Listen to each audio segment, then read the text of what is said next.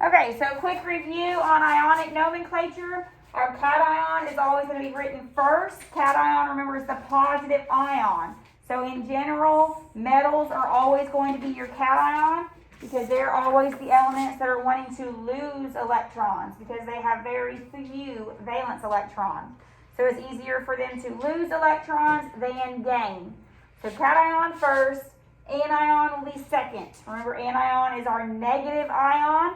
Typically our non-metals, because they want to gain electrons. When they gain electrons, they will become negatively charged. When we're naming a compound now, remember we always end our anion with ide, I-D-E. The first element is written normally. The cation is written normally, no changes to its name. The anion, remember, changes to I-D-E at the end. When we're coming up with a compound formula, remember we come up with the cation's charge, the anion's charge, and then crisscross. Okay? So let's practice these two names. Someone tell me the name of BaCl2. Oh. Barium. Barium? Chloride. Chloride. Good. How about NaCl? Sodium chloride. Okay, so remember in ionic, you don't do anything with the numbers, okay, in the name. That's going to be different to what we see today in covalent nomenclature. So, Just 2C. I just still call it, it's all 2B on Schoology, but you can call it 2C. All right, so recall, what two things do we need to create an ionic bond? A metal and a non-metal. Okay, so remember, ionic bonds are between metals and non-metals. What were created covalent bonds? Two non-metals. Okay, very good, two non-metals. So we have to have only non-metals now to create our covalent bond. So what we're going to do first,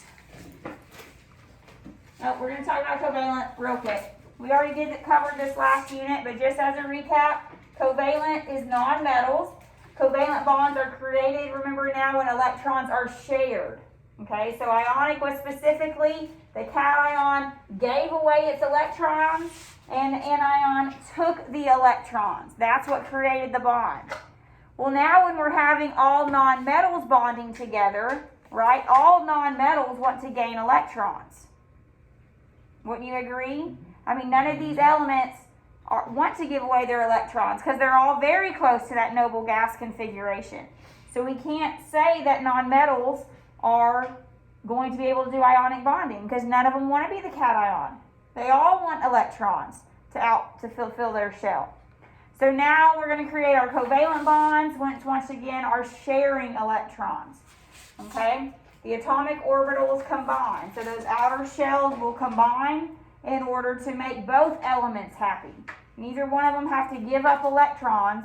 They're able to share each other's outer orbital electrons in order to still make that octet. Okay, that's still the goal. In ionic, it's still the goal now in covalent. Once again, non-metal to non-metal. Okay, what I want us to do first, we're going to go through different bond examples, and you're going to tell me if it's ionic or covalent. The reason why this is important is because on your test and later on in our chemistry units, we're going to see different compound names or different formulas. Well, you're going to have to be able to recognize, is this ionic or is this covalent? Because they have different naming rules for each one. So if you don't know if it's ionic or covalent, you'll get the naming rules or the compound formula rules all mixed up. Okay, so first we're going to go through just simply determining if it's ionic, meaning a metal and a non-metal, or covalent, meaning two non-metals. All right, so let's look at the first one. NaCl, ionic or covalent? Ionic. Ionic, everyone agree. Sodium's a metal, so it's got to be ionic. How about MgCl? Once again, ionic, right? Magnesium is a metal. So therefore, it's going to be ionic. Anything on the left side of the stair step, remember, is a metal. So therefore, it's going to have to be ionic. How about carbon and nitrogen? Covalent. Covalent. They are both non-metals. They're both on the right side of the stair step. Oxygen and chlorine. Covalent. Covalent. Both on the right side. Zinc and bromine. Ionic. Very good. Eli is right. Find zinc. It's right here. It's a transition metal. Okay? It is ionic. Titanium and fluorine. Covalent. Ion. Ionic. Titanium is a metal right here, number 22. So it's going to be ionic. All right. Phosphorus and carbon. Covalent. Covalent. They're both over here on the right side of the stair step. Covalent. Potassium and oxygen. Ionic. Phosphorus. No, that's not phosphorus. Fluorine and carbon. Covalent. Covalent. Both nonmetals. Lithium and iodine. Ion. Ionic. Very good. Y'all with me? Everyone's good? All right, I want you to do this next row all by yourself. I'll give you a couple minutes, then we'll go over it together. So pick ionic or covalent.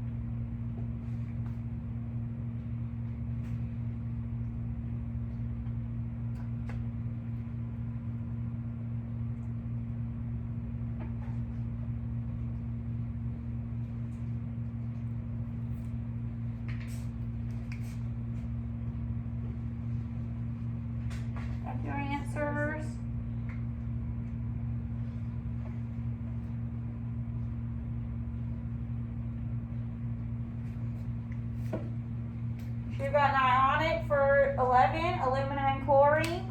Covalent for nitrogen and oxygen. Ionic for beryllium and fluorine. Covalent for sulfur and carbon. Ionic for zinc and nitrogen. Covalent for two iodines together. Covalent for phosphorus and oxygen. Ionic for lithium and nitrogen. Covalent for carbon and chlorine. And ionic for silver and iodine. Any questions on any of those? Very good. Alright, so first off, we are going to, or I guess next, we are going to learn the rules for covalent nomenclature. So for covalent, we are only going to concentrate on binary compounds, which binary means two, so it's only going to be two nonmetals bonded together. Okay? So here are the rules. First rule says, element with the smaller group number is always given first. Okay, so once again, we're only talking about nonmetals. So the element closer to the left is going to be written in the name first. Okay, it's also going to come in the formula first. This was similar to ionic. Remember ionic, we always put the metal first, which was also on the left-hand side. Okay, or farther to the left than the non-metal. So, farther to the left, put that one first.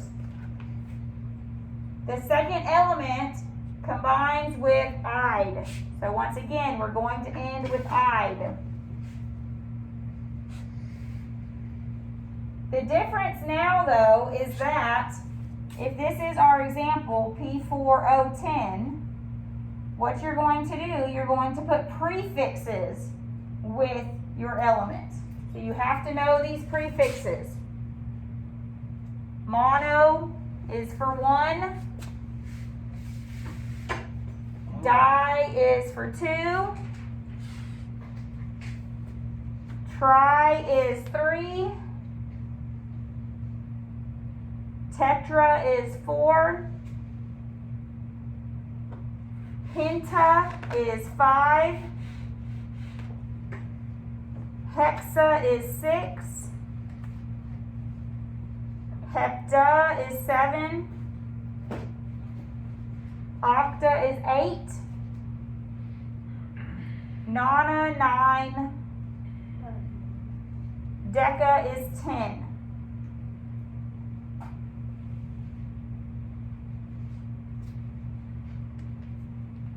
So you have to know those prefixes.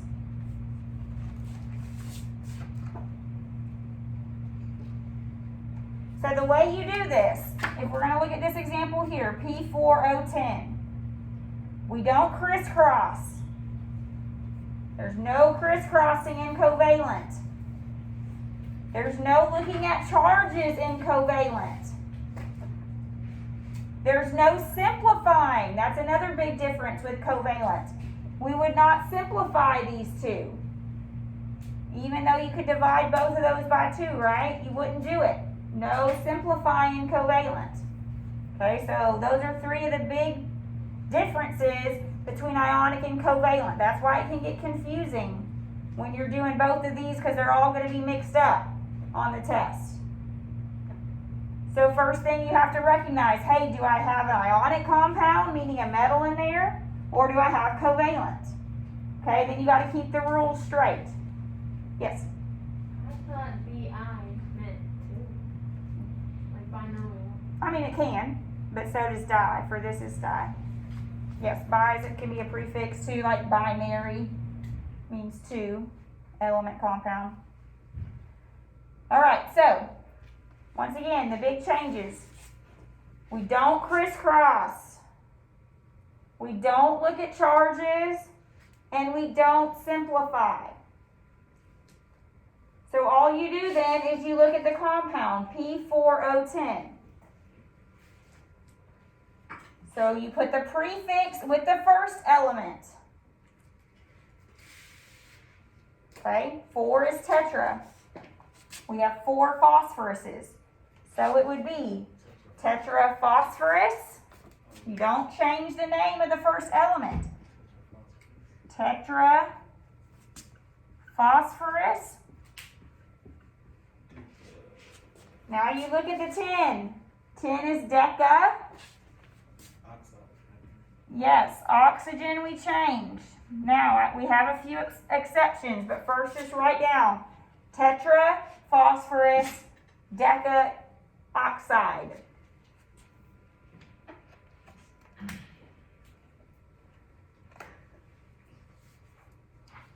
We have two exceptions to those normal rules. One exception is if the first element is only one. If the first element is only one, so like example, CO2. This element is only one carbon. You do not use mono for the first element. I don't know why, it's a weird rule, yes. But you do not use mono for the first element if it's by itself. Okay? Next exception. If, it states it right here. If the second element begins with a vowel, like oxygen or iodide, or what other nonmetals do we have with a vowel? That's about it. Oxygen, iodide. The O or A, if the prefix ends in an O or an A, you drop the O and the A. Okay? So right here, deca oxide. What you do, you drop that A, decoxide. It's not deca oxide, it's just decoxide. Okay? So those are two exceptions to the rules. Otherwise, it's always prefix, element name, change the ending to IDE. Okay, so two exceptions. Do not ever use mono for the first element. And if the element starts with a vowel and the prefix ends in an O or an A, so like mono, tetra, penta, hexa, these ones, you don't have to worry about it with di or tri. The prefix ends in an O or an A, the element starts with a vowel, you drop it. No, you leave the O. You just drop that, the ending off of the prefix, the O or the A off the prefix. Dec oxide. Yes, sir. Whenever it says do not use mono, so whenever it is CO2, do you do mono and then that? Or Nope. Nope. It's carbon. What is CO2? We know the name of that. Carbon what? Monoxide. Okay, so there's both exceptions right there. We just put carbon because we would not use the mono. And then Dioxide. Okay? So we don't drop an I, only an O or an A.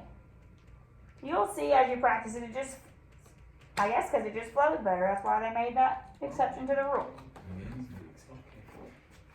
Okay? You have to know these prefixes and then know those exceptions. But once again, no crisscrossing, no simplifying. Technically, you don't even need your periodic table to do covalent nomenclature because the numbers are already given to you. Okay? If I told you this name, tetraphosphorus decoxide, then you would say, and you wanted to write the formula, you could say tetra means 4, okay, I have 4 phosphoruses. Deca means 10, okay, I have 10 oxygens. Okay, because we'll be going back and forth, just like we did on the last ionic. So let's practice a couple together here. N2O. All right, so I have 2 nitrogens. So what's my nitrogen? Remember, you don't change the ending of the first element. So dinitrogen. Oxide. Well, it's the second element has one. You do use mono for the second element. There's, so it's only if the first Only if the first element has one. Second element, you do it just as normal. So it would be mono oxide. But what do I do with my O on the end of the prefix? Remove it. Okay, so it should be monoxide. Which we know, carbon monoxide. Still technically has O. Right, it does, but it doesn't have two. Yeah, it doesn't say that it won't have any O's. It just says remove the one So off. it's not monoxide. Right, Very good job, Ray. okay. So remove the one off the prefix and then continue. Any questions on that? Let's do the next one. What's AS?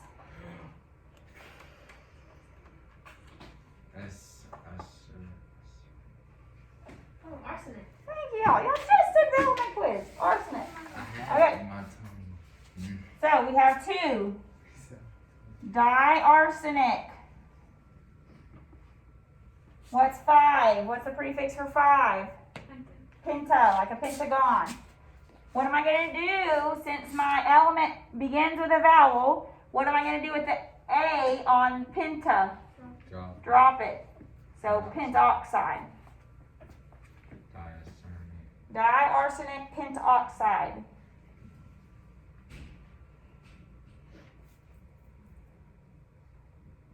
Any questions on that? All right, now let's try. Here it tells us carbon tetrafluoride. So since there's no prefix on carbon, how many carbons do I have? C.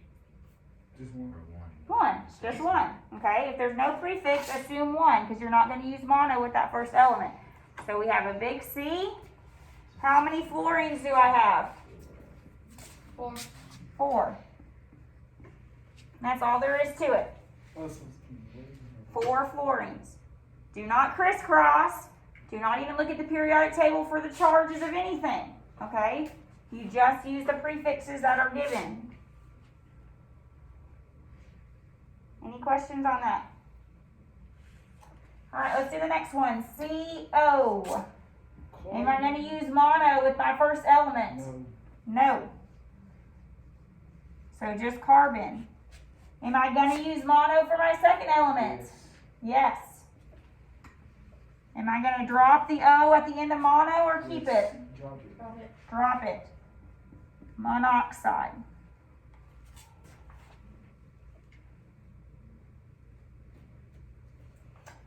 And let's do this last one together. Sulfur. How many sulfur atoms do I have? Just one. Trioxide. 3 oxygen. 3. So SO3.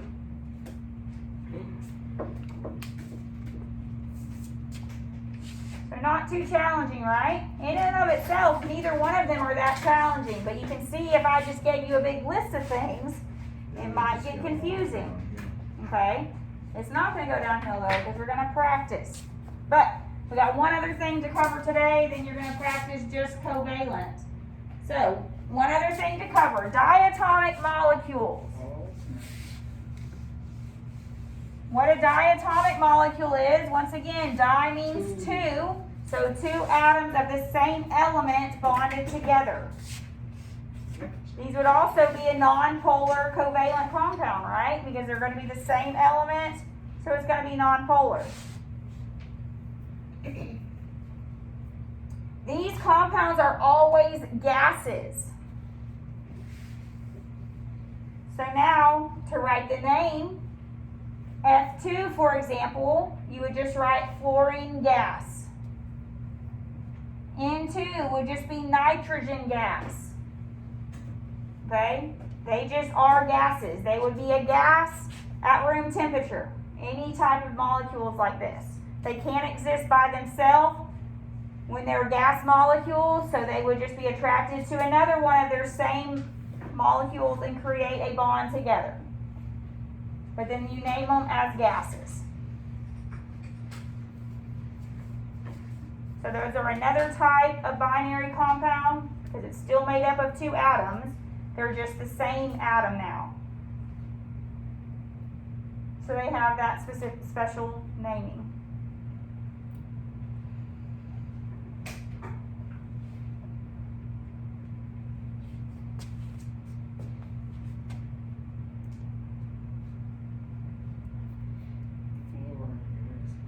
Gas. Fluorine gas, yes, and nitrogen gas. Any questions on diatomic molecules?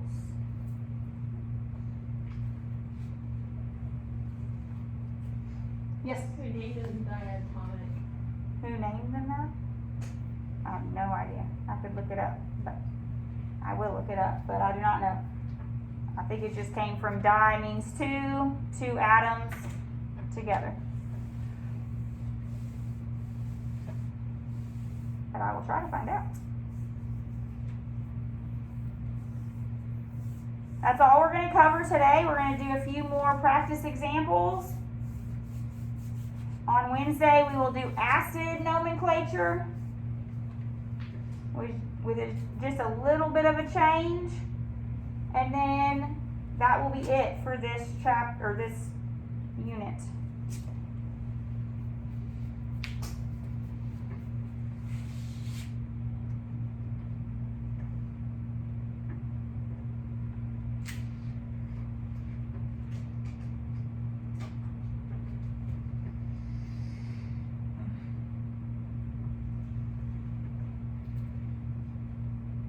I'm going to do practice.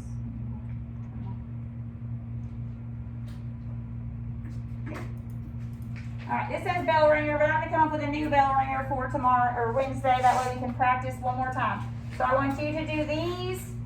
I'm going to add one. I'm going to give you about, 3 minutes should be enough, and then we'll go over the answers together. So if it's a compound formula, write the name. If it's a name, you write the formula.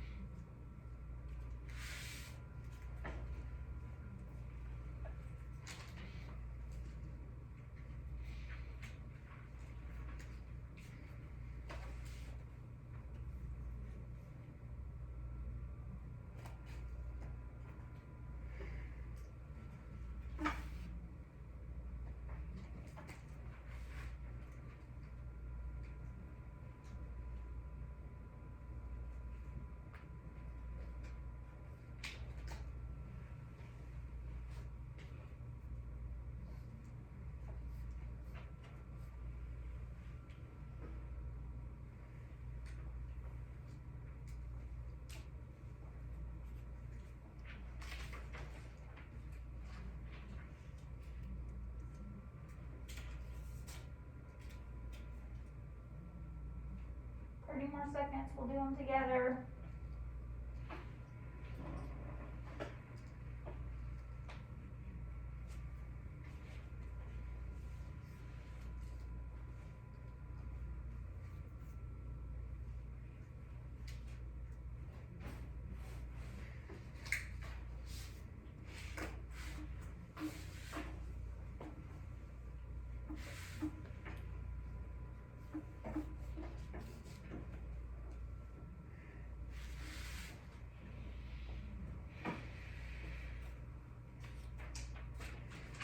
Alright, let's do these together. So the first one has one silicon. Do we put mono? No. No. So it's just silicon. Tetra is 4. Do we add keep the A on the end? No. No. Tetraiodide. Tetraiodide. Any questions on that? Alright, NO. Are we going to put mono with the first element? No. No. So just nitrogen. Are we going to put mono with the second element? Yes. Do we keep the O on the end of mono? No. Monoxide. Alright. Are we going to put, I made them all too similar, but are we going to put mono on the beginning here? No. Oxygen.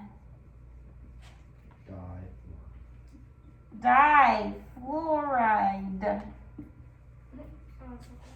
Any questions on these going from the compound formula to the name?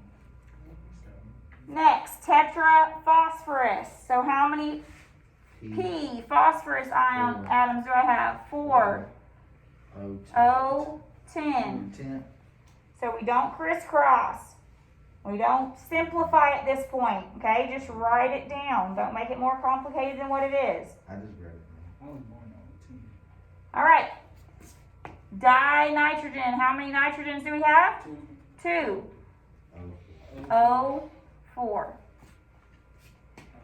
What's this last one, O2, going to be called? Oh, you just added that. Dioxygen.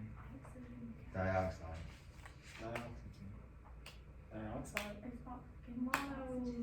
Oxygen gas. Look back at the slide you just covered, the diatomic molecules.